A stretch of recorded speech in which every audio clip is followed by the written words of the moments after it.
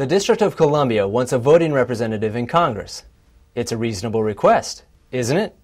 I'm Matt Straight, and this is Heritage in Focus.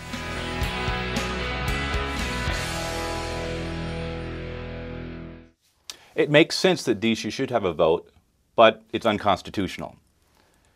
We do believe in the consent of the governed. We fought a revolution, after all, for the theme, no taxation without representation.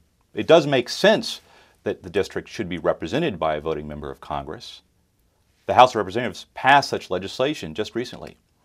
The problem is that it's patently unconstitutional. It violates three provisions of our Constitution. The first says that members of Congress are chosen by the people of the several states. States are represented in Congress. Secondly, something called the enclave clause, which creates the district in the first place. That is, it creates a district as the seat of the federal government. It doesn't create a state. And then there's the 23rd Amendment.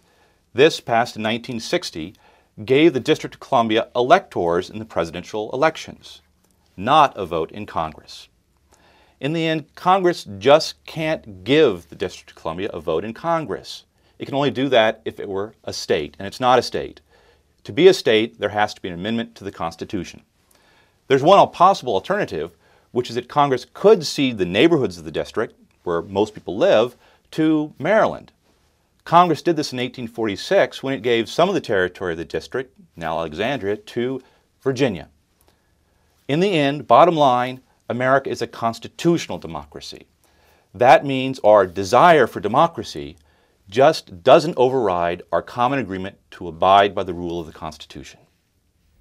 There's a good reason D.C. has no vote in Congress. Abiding by our Constitution is still the most important rule of law. I'm Matt Straight, and this is Heritage in Focus.